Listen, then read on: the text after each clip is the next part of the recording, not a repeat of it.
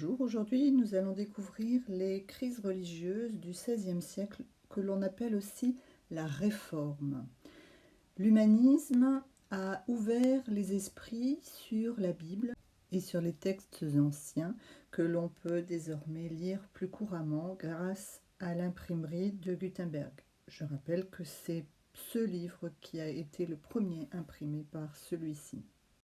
Donc la population va accéder à la Bible plus facilement et va découvrir quelques petites choses qui sont étonnantes.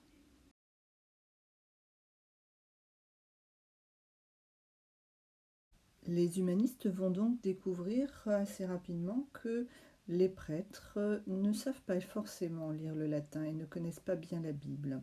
Ils vont également découvrir dans la Bible que les prêtres n'ont pas le droit d'être mariés.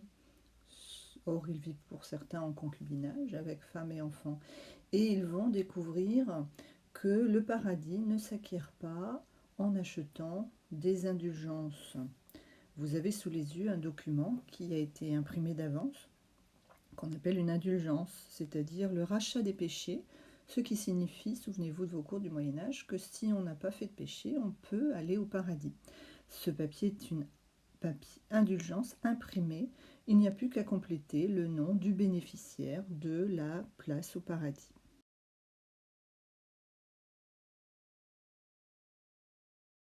Le premier à s'en plaindre est un moine allemand du nom de Martin Luther. Il a, en 1517, écrit 95 thèses, c'est-à-dire 95 idées et surtout critiques de l'Église.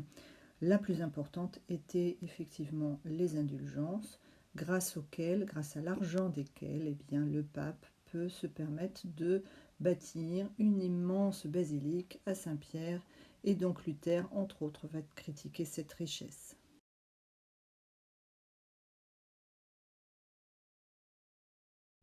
Vont suivre d'autres protestants, un Français, Jean Calvin, qui lui va être beaucoup plus strict dans ses critiques et dans sa façon de voir la religion.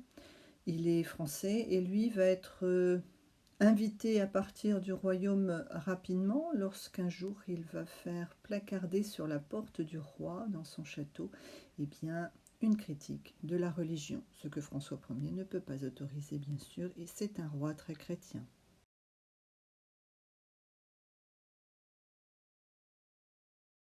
La troisième famille protestante est née en Angleterre et son chef de file est Henri VIII. Henri VIII est en désaccord avec le pape sur son divorce avec sa première épouse.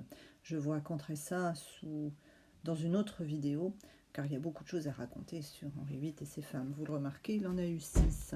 Et donc, notre Henri VIII décide de se séparer de l'Église pour des raisons très personnelles et familiales.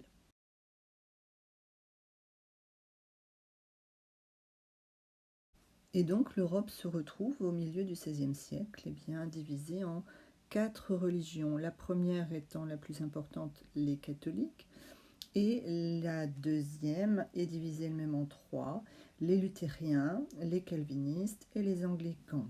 Vous voyez leur répartition sur cette carte.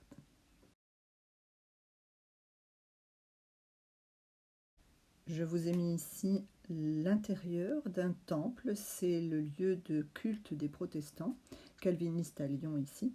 L'intérieur est très sobre, pas de décoration, pas de quoi détourner l'attention du protestant de ses prières et de l'étude des textes.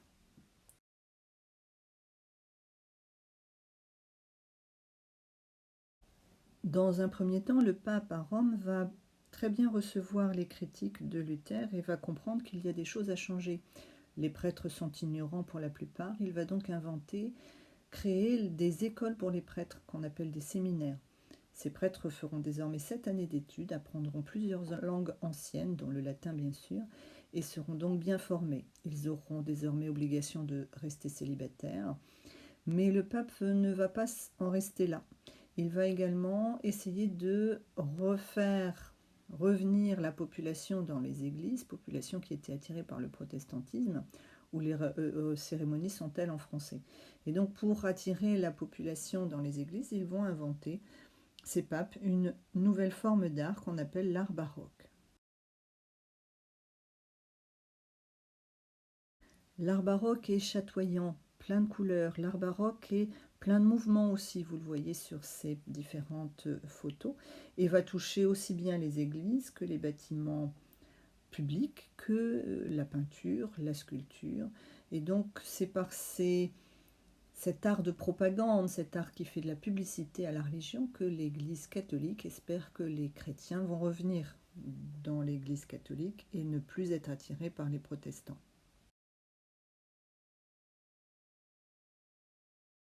D'un côté, donc, l'Église tente de se réformer elle-même, donc de changer des choses, et c'est très bien, mais elle va également durcir le ton, car certains chrétiens catholiques vont philosopher comme Bruno et vont critiquer aussi l'Église tout en voulant rester catholiques. Comme ils veulent le rester, bien ils seront parfois brûlés sur le bûcher de l'Inquisition. Et d'autres comme Galilée, dont vous avez fait la recherche précédemment, eh bien, va devoir revenir sur ses propos, car il remettait en cause, Galilée, souvenez-vous, la place de la Terre et du Soleil dans l'univers, ce qui ne convenait pas à l'Église. Galilée a dû se rétracter, sinon lui aussi finissait brûlé pour ses idées scientifiques. L'Europe est donc divisée en deux grandes parties, au nord des protestants, au sud plutôt des catholiques, avec la France qui se trouve, elle, divisée entre deux religions. Il va y avoir également dans le Saint-Empire les deux religions. Le Saint-Empire est ici entouré de rouge, c'est au centre de l'Europe. Dans ces deux régions, il va y avoir des conflits à cause de ces deux religions qui s'opposent, catholiques et protestants, et c'est surtout en France qu'il y en aura une dont je vais vous parler maintenant. Les guerres de religion en France vont commencer en 1562 et se terminer en 1598. Elles ne seront pas continues, c'est comme la guerre de 100 ans, on va avoir des périodes de guerre, puis des périodes de paix, et puis on se refera la guerre et on aura quelques massacres de ci, de là, le plus célèbre étant celui de la Saint-Barthélemy, à l'occasion du mariage d'un prince protestant, Henri de Navarre, et de la fille du roi de France, Marguerite de Valois. Comme tous les amis du marié viennent au mariage, eh bien on va en profiter pour les massacrer. C'est pas très joli cette époque, elle est faite de beaucoup de crimes à cause d'idées religieuses.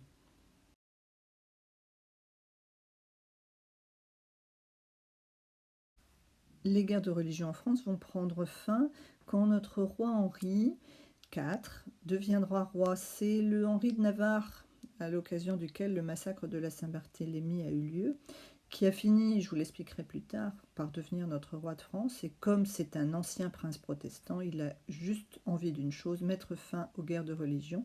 Il va donc faire un texte de loi qu'on appelle l'édit de Nantes, qui va donner aux Français la liberté de conscience, c'est-à-dire chacun pourra pratiquer la religion qu'il souhaite, que l'on soit catholique ou protestant, sans être ennuyé par les autres à cause de cela.